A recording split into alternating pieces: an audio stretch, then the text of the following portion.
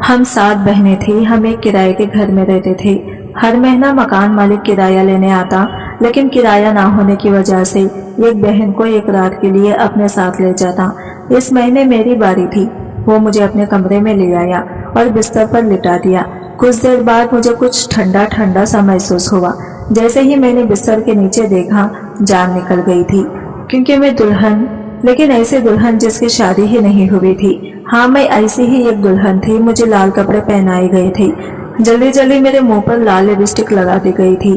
میرے سر پر ایک کپڑا سا رکھا گیا تھا جو شاید دوپٹہ تھا، لیکن دوپٹے جیسا نہیں تھا، اور میرا ہاتھ پکڑ کے مجھے کمرے میں لے جایا جا رہا تھا۔ میرے ساتھ کوئی زور زبردستی نہیں ہو رہی تھی۔ یہ سب کچھ میری مرضی سے تو ہو رہا تھا، لیکن میں پھر بھی مجبور تھی۔ یعنی کہ پہلے مجھے مجبور کر دیا گیا اور پھر اس سب کو میری مرضی بنا دیا گیا۔ جب میں نے اس بوڑھے آدمی کی طرف دیکھا تو اس نے کہا، ایسے کیا دیکھ رہی ہو؟ تمہیں تو پتا ہے اس کمرے میں کیا ہونے والا ہے، بیٹھ جاؤ۔ جب اس نے مجھے کہا بیٹھ جاؤ تو اس نے بستر کی طرف اشارہ کیا۔ میرا دل کر رہا تھا کہ میں یہاں سے بھاگ جاؤں، لیکن میں نہیں بھاگ سکتی تھی۔ اس کمرے میں نہ تو کوئی کھڑکی تھی اور نہ ہی کوئی اور راستہ، اور یہ گھر بھی بہت بڑا تھا۔ مجھے جب یہاں لایا گیا تو مجھے میری آنکھیں بند رکھنے کو کہا گیا تھا، لیکن گھر کے اندر آنے کے بعد جتنی دیر میں کمرے میں آئی تھی، مجھے اندازہ ہو گیا تھا کہ شاید گھر بہت زیادہ بڑا ہے، جیسے امیروں کے گھر ہوتے ہیں۔ یہ بندہ امیر ہی تھا، تبھی تو یہاں تک لانے میں کامیاب ہو گیا تھا۔ اس نے مجھے کہا کہ بیٹھ جاؤ اور بستر کی طرف اشارہ کیا۔ جب میں بیٹھ گئی تو اس نے مجھے دھکا دیا اور میں لیٹ گئی۔ کہنے لگا، اب یہیں پہ چپ کر کے لیٹی رہو، اور خود منہ پیچھے کر کے کسی کام میں مصروف ہو گیا۔ وہ کسی ٹیبل کے آگے کھڑا تھا۔ میں بستر پر لیٹ کر پھوٹ پھوٹ کے رونے لگی۔ نہ جانے کب سے میں نے اپنے آنسو روکے ہوئے تھے۔ میں اس رخصتی پر حیران تھی جو اس طرح سے ہوئی تھی۔ میں بستر پر لیٹی تھی جب مجھے بستر کے نیچے سے کچھ ٹھنڈا ٹھنڈا محسوس ہونے لگا۔ مجھے ایسا لگا کہ یا تو اس بستر کے نیچے برف رکھی گئی ہے یا پھر کچھ برف جیسا ہی ہے۔ میں حیران ہو گئی۔ میں اپنے آنسو بھی بھول گئی اور میں سوچنے لگی کہ یہ کیا ہے۔ میں نے اس آدمی کی طرف دیکھا تو اس کا منہ دوسری طرف تھا۔ میں نے ایک جھٹکے سے بستر کا گدا ہٹایا اور نیچے پھینک دیا، اور جب بستر کے نیچے کا منظر دیکھا تو میرے قدموں تلے سے زمین نکل گئی۔ لیکن اس کے بعد میں سجدے میں گر گئی تھی، کیونکہ اس بستر کے نیچے تو ہم لوگ جب اپنے گھروں میں بیٹھے ہوتے ہیں اور اس طرح کی کہانی سن رہے ہوتے ہیں تو ہمیں اندازہ نہیں ہوتا کہ جس کی یہ کہانی ہے اس پر کیا گزری ہوگی۔ ہماری یہ کہانی آپ لوگوں تک تو پہنچ جائے گی، لیکن ہم بہت ہی زیادہ مجبور لوگ تھے۔ ہم 7 بہنیں تھیں اور میرے ابا ہمیشہ بیمار رہتے تھے۔ مزدوری کر کر کے اب وہ تھک گئے تھے اور مزدوری سے یہ گھر بھی نہیں چلتا تھا۔ میرے ابا کو میری ماں بتاتی نہیں تھی اور ہم بہنوں کے ہاتھ میں ایک ایک پلیٹ پکڑا کر ہمیں محلے میں بھیج دیتی تھی۔ کسی کے گھر سے کوئی تھوڑا سا سالن لے آتا تو کسی کے گھر سے کوئی روٹی، کوئی چاول، اور اس طرح ہم لوگ دوپہر کا کھانا کھا لیتے تھے۔ جب رات ہوتی تو ابا کے لائے ہوئے پیسوں سے جو چیز بنتی تھی وہ سب کھاتے تھے۔ میری ماں کہتی تھی کہ دوپہر میں بھی یہی سب تھا، ابھی بچ گیا ہے تو رات کو کھا رہے ہیں، لیکن وہ کھانا اتنا کم ہوتا تھا کہ ایک وقت کے لیے بھی پورا نہیں ہوتا تھا۔ ہم لوگ مانگ کے کھاتے تھے، لیکن اب 7 گھروں میں جاتے تو اس میں سے 5 گھر ہمیں بھگا دیتے تھے کہ تم لوگوں کا تو یہی کام ہے، ہم اپنے لیے بناتے ہیں یا تم لوگوں کے لیے۔ ہماری بڑی بے عزتی ہوتی تھی، ذلت ہوتی تھی۔ ہمیں جب کہا جاتا تھا جاؤ جاؤ معاف کرو تو اپنا آپ فقیر سا محسوس ہوتا تھا۔ میرا نام عائشہ ہے اور میری ساری بہنیں ہی خوبصورت تھی۔ جب کسی کے ساتھ کچھ برا ہوتا ہے تو پھر برا ہی ہوتا چلا جاتا ہے۔ پہلے اس گھر کے حالات بڑے خراب تھے۔ میری ماں ایک نہایت ہی جگاڑ والی عورت تھی۔ کہتے ہیں کہ جب مرد جگاڑ لگانے والا ہوتا ہے تو عورت کی زندگی برباد ہو جاتی ہے، لیکن جب عورت جگاڑ لگانے والی ہوتی ہے تو اولاد کی زندگی برباد ہو جاتی ہے، کیونکہ وہ اپنی زندگی کو جگاڑ کے اصول پر چلاتی تھی کہ کسی سے مانگ کے کھا لیا بس ٹھیک ہے، کہیں سے کچھ ہو گیا تو ٹھیک ہے، بس چل گیا تو چل گیا، گزارا کرو۔ اور ان کی یہ حرکتیں کچھ زیادہ ہی عجیب تھی۔ ہم پہ قیامت تب آئی جب ہمارا باپ اس دنیا سے چلا گیا اور اب ہم لوگ بالکل اکیلے رہ گئے اور یتیم ہو گئے۔ اب ہمارے پاس سوائے مانگنے کے تو اور کوئی راستہ ویسے بھی نہیں تھا۔ پڑھے لکھے ہم لوگ تھے نہیں، اور جوان لڑکیوں کو یہاں پر کسی نے اپنے گھر میں کام بھی نہیں دینا تھا۔ یہاں پہ سارے غریب ہی رہتے تھے۔ अगर हम लोग किसी अमीर कॉलोनी में जाकर किसी के घर के बर्तन धोने का काम पकड़ लेते तो इसमें हमारा सरासर नुकसान था, क्योंकि यहाँ से ऐसी बड़ी बड़ी कॉलोनियां 3 घंटे की दूरी पर थे। कौन रोज आता और कौन जाता, और फिर वही माँ का जुगाड़पन हमारे अंदर भी आया था कि जब मांग कर पूरा हो रहा है तो मेहनत करने की क्या जरूरत है। बिजली हम लोगों ने कटवा दी थी, गैस हमारी अब तक आ रही थी, पता नहीं वो कैसे आ रही थी।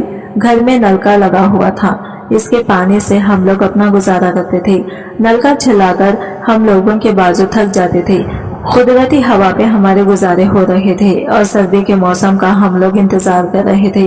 खाना पीना मांग के खा रहे थे, लेकिन किसी ने यह ना सोचा कि मकान मालिक को क्या जवाब देंगे, क्योंकि इसने तो किराया लेने के लिए आ जाना था। वही बात हुई जब 2 महीने का किराया नहीं गया तो वो हमारे घर आ गया। इसने कहा कि मैं तो अब यहाँ बैठा हूँ, किराया लेकर ही जाऊंगा। इसको इतनी हया भी नहीं आई कि इस घर में कोई मर्द नहीं है। वो हमारे घर के सहन में आके बैठ गया। इसने कहा कि 2 महीने का किराया तो आपने पहले नहीं दिया हुआ था और आज भी 15 तारीख है। अब मैं ना आता तो क्या करता? आपको पता है कि आपके किराए से मेरा घर भी चलता है। मेरे पास भी कोई इतने पैसे नहीं है। ये घर है वो आप लोगों को किराए पे दिया हुआ है। ये बात तो थी कि इसने हमें ये घर बना किसी एडवांस के लिए दिया था, हमारे बाप की वजह से, क्योंकि वो हमारे बाप को जानता था। इसने जितनी शराफत हमारे साथ दिखानी थी वो दिखा चुका था। अब इससे ज्यादा शराफत वो दिखा नहीं सकता था, लेकिन हमें ये नहीं पता था कि वो शराफत नहीं दिखाएगा तो बेहयाई पे उतर आएगा। वो कहता था कि मेरा एक ही घर है जो मैंने आप लोगों को दिया हुआ है, लेकिन इसके बारे में मशहूर था कि इस आदमी के बहुत सारे कारोबार हैं। यह बड़ा अमीर आदमी है, लेकिन जो आदमी जितना अमीर होता है वो उतना ही कंजूस भी होता है, और इसके साथ भी यही मामला था। मेरी माँ ने कहा कि अगर हमारे पास कुछ है तो बेशक आप हमारा घर देख लो, अगर आपको कुछ मिलता है तो ले जाओ, हमारे पास तो कुछ भी नहीं है। मेरे पास तो सिवाय मेरे बेटियों के कुछ भी नहीं है। वो सोच में पड़ गया। वो देख रहा था कि बिजली भी कटी हुई है, मोटर भी लगता है काफी अरसे से बंद है। घर में पतली सी दाल पक रही थी। इसने कहा कि हालात तो आप लोगों के वाकई बुरे हैं। हमें लगा कि हमारी बात समझ गया, पर आपने सही कहा कि बेटियों के अलावा आप लोगों के पास कुछ है नहीं। 3 महीने का किराया मैं माफ करता हूँ जो आप लोगों ने नहीं दिया, लेकिन अगले महीने का किराया अगर आप लोगों ने नहीं दिया तो फिर आपको अपनी एक बेटी मुझे देनी होगी। मैं इसे अपने साथ ले जाऊंगा, एक रात इसे मेरे साथ गुजारनी होगी और इस तरह आप लोगों का किराया माफ हो जाएगा। मेरी माँ हैरान रह गई। मेरी माँ के मुंह में ना कोई बात आई ना गई। हमें समझ ही नहीं आया कि हम क्या बोलें। वो हमारे घर में बैठा था और असल में ये इसका घर था। हम इससे लड़ाई झगड़ा तो नहीं कर सकते थे। जैसे ही वो गया तो मेरी माँ ने एक झटका सा लिया और कहने लगी कि ये आदमी क्या कह के चला गया। पहले तो मेरी माँ ने ऐसा रद्द अमल दिया कि इसने अच्छा नहीं कहा और इससे ऐसा नहीं कहना चाहिए था, लेकिन जब महीना सर पे आ गया तो कहने लगी कि एक रात की तो बात है, चली जाओगी तो क्या हो जाएगा। हम सब हैरान रह गए। मेरी बड़ी बहन को भेजने की बात हो रही थी। इसका नाम आमना था। इसने कहा कि मैं नहीं जाऊंगी, आप कैसी बातें कर रही हैं। माँ कहने लगी कि अगर तू एक रात के लिए वहाँ नहीं जाएगी तो हम सब सड़क पर आ जाएंगे, क्योंकि जब हम इस घर में नहीं रहेंगे और सड़क पे हमें रात गुजारनी पड़ेगी तो फिर हमारे साथ क्या होगा। बस तू चली जा।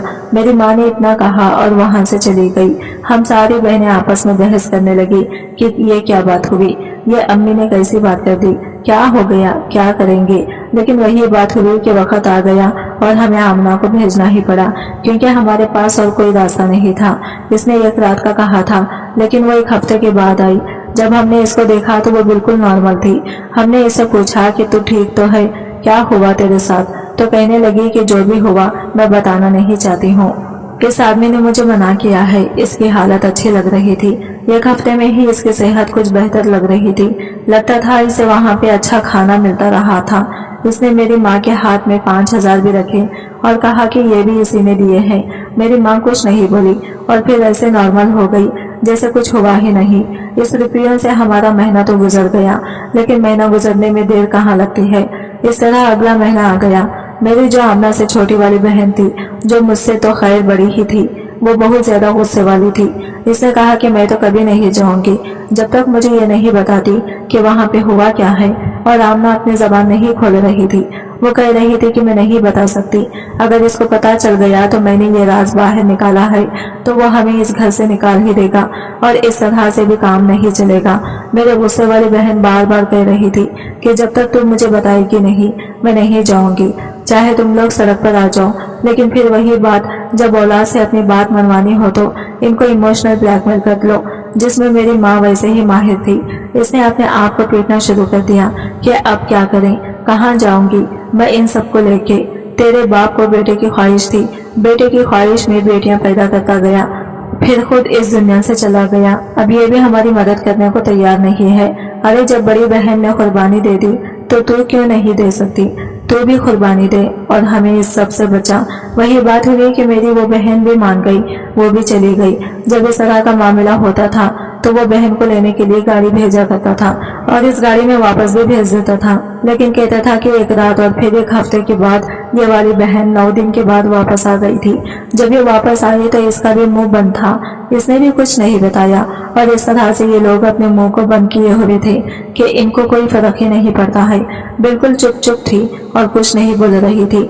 इन दोनों की शक्ल इतनी ज्यादा खूबसूरत नहीं थी, लेकिन मेरी जो तीसरी वाली बहन थी वो बहुत ज्यादा खूबसूरत थी और वो बहुत ज्यादा डरी हुई थी। वो कह रही थी कि महीना खत्म होने से पहले ही कुछ ऐसा हो कि ये पूरा मोहल्ला ही खत्म हो जाए। मैंने ऐसा कहा कि तौबा करो, अपनी मजबूरी और मुसीबत के पीछे बाकियों के लिए क्यों अजाब मांग रही हो। मैंने एक दिन अपनी माँ से कहा कि ये जो इस घर में तमाशा लगा रखा है, अगर अब्बा जिंदा होते और तब ये सब कुछ हो रहा होता तो आपको क्या लगता है, अब्बा को कैसा लगता। वो कहती है कि जाहिर है बुरा ही लगता, तो क्यों ऐसी बातें कर रही है। मैंने कहा तो फिर वो अभी भी तो हमें देख रहे हैं ना, हो सकता है वो कहीं से हमें देख रहे हैं। इनके दिल पे क्या गुजर रही होगी, आप इनकी रूह को क्यों तकलीफ पहुंचा रही हैं। इस आदमी से कहिए कि हम यहाँ से चले जाते हैं, हम कहीं भी चले जाएंगे, औरतों के किसी सेंटर में चले जाएंगे, वहाँ जाके रह लेंगे। वो कहने लगी कि तुझे पता है आजकल औरतों के सेंटर में क्या होता है, अरे अपना घर अपना होता है। मैंने कहा कि अपना घर नहीं है, किराए का घर है और किराए के पीछे हम लोगों को बहुत बड़ी कुर्बानियां देनी पड़ रही हैं। मेरी माँ ने कहा कि नहीं, बस जो चल रहा है चलने दो। मुझे गुस्सा आ गया। मैं अपनी माँ से बदतमीजी नहीं करना चाहती थी, मैं कोई बदतमीज लड़की नहीं थी और मेरी माँ ने मेरी ऐसी तरबियत भी नहीं की थी। पर मैंने कहा कि अच्छा ठीक है, जो चल रहा है इसको चलने दे। अब इसके बाद रुबीना की बारी है, वो कितना डरी हुई है ये तो आपको पता है, और इसके बाद मेरी बारी है। लेकिन आप मुझे ये बात तो बताओ कि आपकी सिर्फ 7 ही बेटियां हैं, 7 महीने तो गुजर जाएंगे, आप इसके बाद क्या करोगी, खुद जाओगी। जब मैंने ऐसा कहा तो मेरी माँ ने मेरे मुंह पर थप्पड़ मार दिया और कहा कि तू कितनी बदतमीज और बेशरम हो गई है, आइंदा मेरे सामने ना आना। दिल तो करता है कि रुबीना की जगह तुझे भेज दो, लेकिन वो तेरे से ज्यादा खूबसूरत है, निकल जा यहाँ से और अपनी शक्ल ना दिखाना मुझे। मैं कमरे में आ गई और मैंने रोना शुरू कर दिया। रुबीना को पता था कि मैं इसके लिए ही जंग लड़ने गई थी। कहने लगी कि छोड़ो ना, जो होना है हो जाए, क्या कर सकते हैं। मैंने आमना और अपनी दूसरी बहन की तरफ देखा और मैंने कहा कि असल में ये दोनों हमारे दुश्मन हैं, जो हमें ये बताने को तैयार नहीं है कि वहाँ पर क्या होगा। वो भी गुस्सा हो गए। उन्होंने कहा कि बता देंगे तो क्या नहीं होगा, क्यों तो किसी ड्रामे की जासूसी औरत की तरह बस ये जानना चाहती है कि क्या होगा। इस बात पर तरा जरा सा भी ध्यान क्यों नहीं जा रहा है कि चाहे तुम लोगों को पता हो या ना पता हो, जो होना है वही होना है। वो आदमी जरूरत से ज्यादा चालाक है। आमना के मुंह से ये बात निकली तो दूसरी बहन ने इसके हाथ के ऊपर हाथ रखा कि और कुछ ना बोलना। इसका मतलब कि ये दोनों भी आपस में मिल गए थे। खैर 5 दिन के बाद रुबीना भी चली गई और जब वो वापस आई तो इसकी हालत पहली 2 बहनों जैसी नहीं थी। वो बहुत ज्यादा रो रही थी और बहुत ज्यादा डरी हुई थी और इसके चेहरे के ऊपर एक जख्म भी था। मैंने कहा कि क्या हुआ तुम्हारे साथ, ये चोट कैसे लगी, बताओ मुझे। जिस तरह से वो गई थी और अपने दिल की हर बात मुझसे कर रही थी और मैं इसके लिए जंग लड़ रही थी और मैंने अम्मी से इसके लिए थप्पड़ भी खाया था। मुझे उम्मीद थी कि वो मुझे जरूर बताएगी कि बात क्या है और वहाँ पर क्या मामला है, लेकिन इसने भी अपना मुंह बंद कर लिया और मुझे बताने से इनकार कर दिया। इसने कहा कि ये चोट तो मुझे मेरी अपनी वजह से लगी है, तुम परेशान मत हो। अब मुझे इन तीनों पे गुस्सा आ रहा था। वो आदमी इन लोगों के ऊपर क्या जादू कर रहा था, इनको क्या घोल के पिला रहा था कि जब ये वापस आती थी तो इनकी जबान ही बंद हो जाती थी। बनता सोच पर पड़ जाता था कि ऐसा भी क्या था। ये तीनों हमारी बहनें थी, बहनों में तो कोई राज नहीं होता, वो तो एक दूसरे को हर बात बता देती है, फिर ये इतनी बड़ी बात हमसे क्यों छुपा रही थी। रुबीना थोड़ी सी मासूम भी थी और बेवकूफ भी।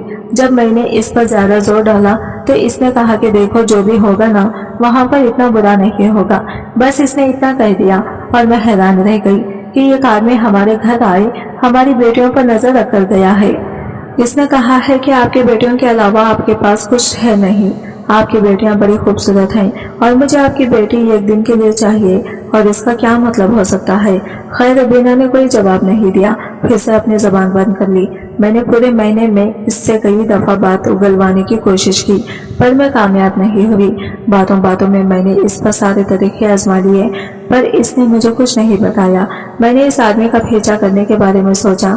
वो इस मोहल्ले में ही रहता था, हमें लगता था कि मोहल्ले में रहता है, लेकिन फिर किराने की दुकान वाले ने बताया कि शुक्र साहब इस मोहल्ले में नहीं रहते।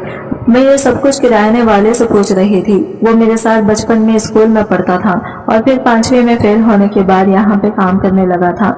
इससे मैं ये सब कुछ पूछ ही रही थी, क्योंकि पूरा दिन तो वो मोहल्ले के चौक में खड़ा रहता था। इसे हर किसी के बारे में पता होता था और मेरा शौहर से दोस्त भी था, लेकिन ऐसी वैसी कोई बात नहीं थी, क्योंकि उम्र में मुझसे थोड़ा कम था। इसने कहा कि अजीब सा ही आदमी है, इसके बारे में ना पता चलता कि अच्छा आदमी है या बुरा आदमी है। कभी कभी ये खड़ा होकर किसी फकीर को बहुत सारे पैसे दे रहा होता है। मैंने कहा बहुत सारे पैसे? इसने कहा हाँ, बहुत सारे पैसे दे रहा होता है। मतलब कि फकीरों को लोग 5 रुपये देते हैं तो ये फकीरों को हजारों रुपये दे रहा होता है, और कभी कभी ये किसी से 2 रुपये के पीछे लग रहा होता है। मैंने कहा पागल है क्या? इसने कहा नहीं, पागल तो नहीं है, पागल होता तो इतना बड़ा बिजनेस ना संभाल रहा होता। इसका बहुत बड़ा बिजनेस है, ये बड़ा अमीर आदमी है, लेकिन है थोड़ा अजीब सा। इसका पता नहीं चलता कब इसके दिमाग पर क्या सवार हो जाएगा। और ये जो तुम लोगों से किराया लेता है, अगर ये चाहे तो तुम लोगों से किराया न ले, लेकिन अच्छा आदमी नहीं है। इस कदर अच्छाई की इससे उम्मीद नहीं की जा सकती है। अली ने कहा तो क्यों इसके बारे में इतना कुछ पूछ रही है? तेरा इसके साथ क्या वास्ता है? बस किराया देकर बात खत्म नहीं हो जाती। मैंने कहा बता नहीं सकती, लेकिन तुमने मेरा ये काम करना है। इसने कहा क्या? मैंने कहा अगर मुझे कभी तेरी मदद की जरूरत होगी तो मेरी मदद करेगा। इसने कहा हाँ, मैं तेरी मदद जरूर करूंगा, क्यों नहीं करूंगा। बस तुम मुझे एक आवाज देना। मुझे अली पर पूरा भरोसा था, लेकिन मेरी माँ को नहीं था, और किसी ने मेरी माँ को ये कह दिया। ये अली के साथ खड़ी होकर बातें कर रही थी। अब मैं क्या कहती कि मैं शुक्र के बारे में मालूमात निकलवा रही थी। मैंने कहा हाँ, वो मेरा दोस्त है, तो मैं इससे हाल चाल पूछ ही रही थी। मेरी माँ ने कहा दोस्त बनाए हुए हैं तूने? तुझे पता है लड़का लड़की कभी दोस्त नहीं होते। मैंने कहा अच्छा, आप किसी गैर आदमी के साथ अपनी बेटी भेज देती हैं। हर महीने ये एक बेटी को भेज देती है और मुझे कह रही हैं कि मैंने इसके साथ बात क्यों कर ली। बड़ी नेक परसा किस्म की हरकतें हो रही है ना इस घर में। अरे इंसान करना चाहिए तो क्या नहीं कर सकता। पहले मांग के खाते थे, अब इज्जतें बेच बेच कर खा रहे हैं। मेरी माँ ने फिर मेरे मुंह पर थप्पड़ दे मारा और कहा कल ही जाएगी तू, मैं खुद शुक्र साहिब को फोन करके बुलाऊंगी। जब मैंने ये बात सुनी तो मुझे गुस्सा तो आया ही, लेकिन जब अपने कमरे में आई तो मुझे रोना भी आने लगा। ये कैसी औरत थी हमारी माँ। इसने सारी जिंदगी हमारे बाप को भी जलील ही किया था, परेशान ही किया था, तंग ही किया था। हमेशा कोई ना कोई फरमाइश करती रहती थी, जो नहीं था इसके लिए रोती रहती थी। जब वो पैसे कमा के लाता था तो पचाती नहीं थी। जिस दिन पैसे आते थे उसी दिन अच्छी चीज बना लेती थी, और जिस दिन पैसे नहीं होते थे उस दिन पानी के साथ रोटी खानी पड़ती थी। आदमी का काम पैसे कमा के लाना होता है, और औरत का काम इन पैसों को सही जगह इस्तेमाल करना और संभालना होता है। आदमी और औरत मिलके जब अपनी अपनी जिम्मेदारियां पूरी करते हैं तो तभी घर अच्छे तरीके से चलता है। लेकिन माँ के अंदर ऐसा कुछ नहीं था। वो एक जुगाड़ी औरत थी, और जुगाड़ी औरत ही रहने वाली थी। अपने शौहर की मौत के बाद भी इसको अकल नहीं आई। अपनी बेटियों के साथ ये सब कुछ हो रहा था, इसके बाद भी इसके दिमाग के दरवाजे नहीं खुले थे और कभी खुलने वाले भी नहीं थे। लेकिन अब मुझे अपनी फिक्र पड़ी हुई थी। मैं बहुत ज्यादा परेशान थी। जब मुझे लेने के लिए वो लोग आए तो मैं सोच रही थी चाहे मेरा एक्सीडेंट हो जाए और मैं मर जाऊं, लेकिन अगर मेरे साथ कुछ बुरा होता है तो वो ना हो।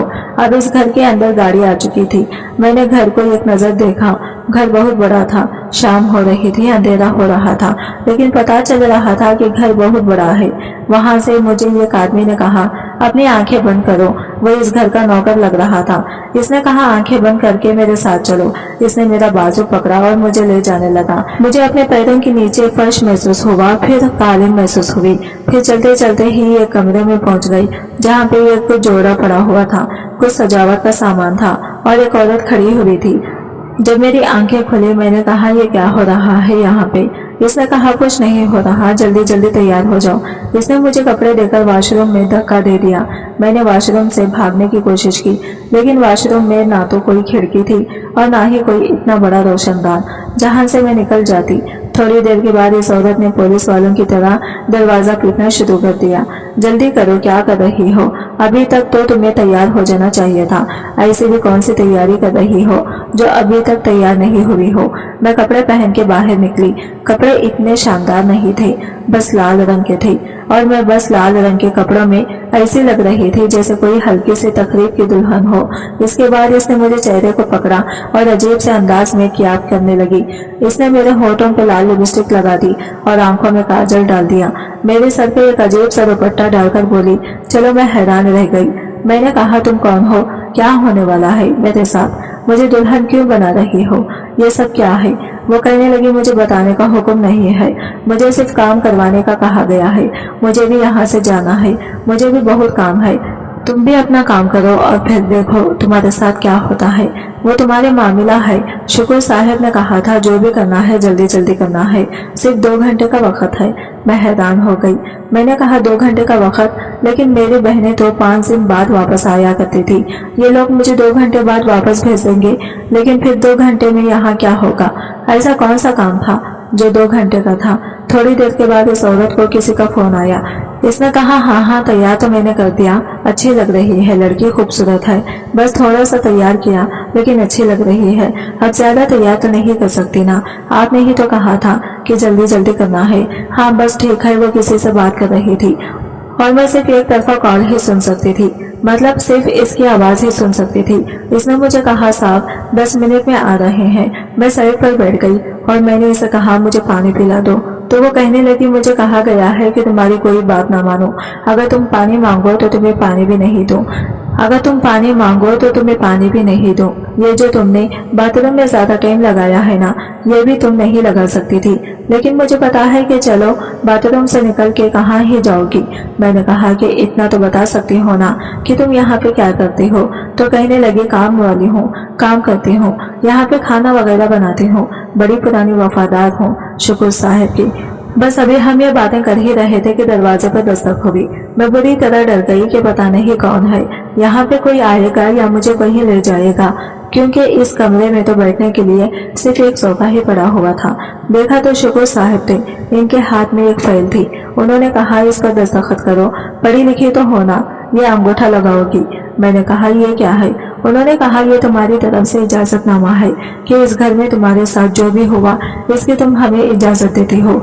मैंने कहा मैं किसी ऐसे कागज पर दस्तखत नहीं करूंगी। उन्होंने कहा हमने तुम्हारी बहनों से भी करवाए थे, उन्होंने तो कर दिए। जब मेरे पास फाइल आई मैंने इसे पढ़ने की कोशिश की, लेकिन उन्होंने इस पर हाथ रखा हुआ था।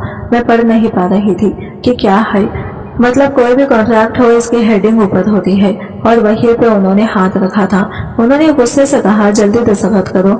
डर के मारे मैंने दस्तखत कर दिए। फिर उन्होंने इस औरत से कहा ये कैसा तैयार किया है इसको? इसने कहा जी इतना ही हो सका है।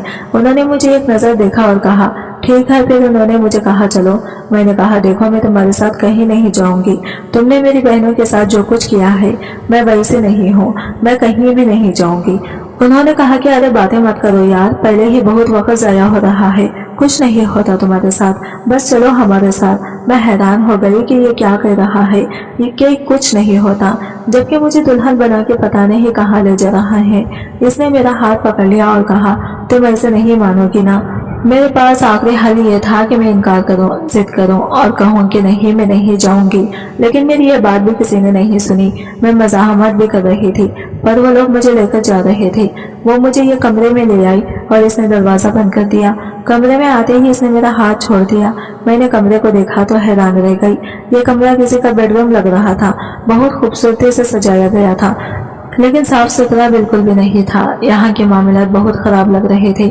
ऐसा लग रहा था कि इस कमरे में 4-5 बच्चों को छोड़ दिया गया हो जिन्होंने यहाँ उद्यम मचाया हो और वो यहाँ से चले गए हैं। इसने कहा, बैठ जाओ, खड़े क्यों हो? जब इसने बिस्तर की तरफ इशारा किया तो मैं डर गई। कमरे के अंदर एक छोटे साइज का बेड था। इसके ऊपर गिरावे बहुत पतला था और पतले से चादर बिछाई गई थी। कमरे की दीवारें पर दे सब कुछ बहुत अच्छा था, लेकिन बाकी सब चीजें अजीब सी थी। जैसा मैंने पहले बताया था, बिल्कुल भी सफाई नहीं थी। वो औरत कह रही थी कि मैं यहाँ की नौकरानी हूँ। पता नहीं क्या करती थी। घर तो ऐसे लग रहा था जैसे कभी किसी ने सफाई नहीं की। मैं बेड पे नहीं बैठी, वो साइड पर खड़े होकर फोन में कुछ कर रहा था। इसने कहा, बैठ जाओ थोड़ी देर के लिए। बात क्यों नहीं मानती हो? मैंने दिल में सोचा, तुम्हारी बात क्यों मानो? तुम हो कौन? थोड़ी देर के बाद इसको ना जाने क्या गुस्सा आया कि इसने मुझे बेड के ऊपर धक्का दे दिया। मैं बैठने के बजाय पीछे की तरफ लेट गई, लेकिन फिर से वो मुंह फेर कर खड़ा हो गया और मैं फूट फूट कर रोने लगी कि ये मेरे साथ क्या हो रहा है। मुझे सिर्फ छत नजर आ रही थी। छत पे मैंने कुछ अजीब सा देखा। मैं हैरान थी कि छत पे ये किस किस्म के निशान थे। ऐसा कौन कर सकता था? छत के ऊपर बच्चों के जो पैंट होता है वो गिरा हुआ था और ऐसे गिरा था कि जैसे किसी ने नीचे से उछालकर ऊपर फेंका हो। इतने बड़े कमरे में जहाँ महंगे काले पर्दे और फर्नीचर रखा गया था, कोई इस तरह की हरकत क्यों करेगा और दीवारों को गंदा करेगा? खैर, अभी मैं ये सोच ही रही थी कि मुझे मेरी कमर के नीचे कुछ ठंडा ठंडा महसूस हुआ। मैं हैरान थी कि ये सब क्या है। मेरी कमर के नीचे से मुझे ऐसा महसूस हो रहा था कि या तो मुझे बर्फ पर लटा दिया गया है। मैं अचानक से उठ खड़ी हुई। मैं हड़बड़ाकर उठी, लेकिन शुक्र की नजर और ध्यान मेरी तरफ नहीं गया। मैंने बेड की चादर हटाई तो बेड भी गीला लग रहा था। फिर मैंने गदा भी हटा दिया। जैसे ही गदा हटाया, मेरे मुंह से चीख निकल गई और मैं पीछे की तरफ जाकर खड़ी हो गई। शुक्र ने भी इस तरफ देखा और वो भी मुझे बड़ी बड़ी आंखों से देखने लगा, जो इस बेड के नीचे बैठा था और इसके हाथ में एक बर्फ का टुकड़ा था। थोड़ी देर के बाद वो पागलों की तरह हंसने लगा और इसने कहा कि दुल्हन डर गई, दुल्हन डर गई। और मैं हैरान रह गई कि ये कौन है, ये क्या कह रहा है। शुक्र ने कहा, क्या क्या तुमने क्या जरूरत थी तुम्हें ये कपड़ा हटाने की? मैंने कहा, ये नीचे ये कौन है? इसने कहा, ये बेटा है मेरा, बैठो इधर। मैं हैरान रह गई कि इसका बेटा भी है, वो भी जवान, और ये यहाँ पे क्या कर रहा है। इसने नौकरों को आवाज देनी शुरू कर दी और कहा कि इसे यहाँ से बाहर ले जाओ। तो मैंने कहा, नहीं, इसे यहाँ से बाहर नहीं भेजेंगे। आपको शर्म नहीं आती? हम लोग आपके बेटियों की उम्र के हैं और आप हमारी मजबूरी का फायदा उठा रहे हैं। वो मेरी तरफ हैरान होकर देखने लगा। मैंने कहा कि तभी आपका बेटा पागल है ना, क्योंकि आप लोगों के साथ इस तरह की हरकतें करते हैं, इसलिए आपके साथ मकाफत अमल हुआ है। आप एक बुरे इंसान हैं। इसकी आंखों में आंसू आ गए और मैं हैरान हुई कि इसकी आंखों में आंसुओं का, ये तो बुरा इंसान था। बुरा नहीं होता तो क्यों 7 महीने से हम लोगों के सर पे एक मुसीबत की तरह सवार होता। और फिर इसने मुझे ऐसी बात बताई कि मैं हैरान रह गई। जब मुझे मेरे घर वाले मुझे छोड़ दिया गया तो मेरी माँ ने कहा कि लो, ये तो 4 घंटे बाद ही वापस आ गई है। मैंने कहा कि आप क्या चाहती थी कि सारी जिंदगी वहाँ गुजार लो?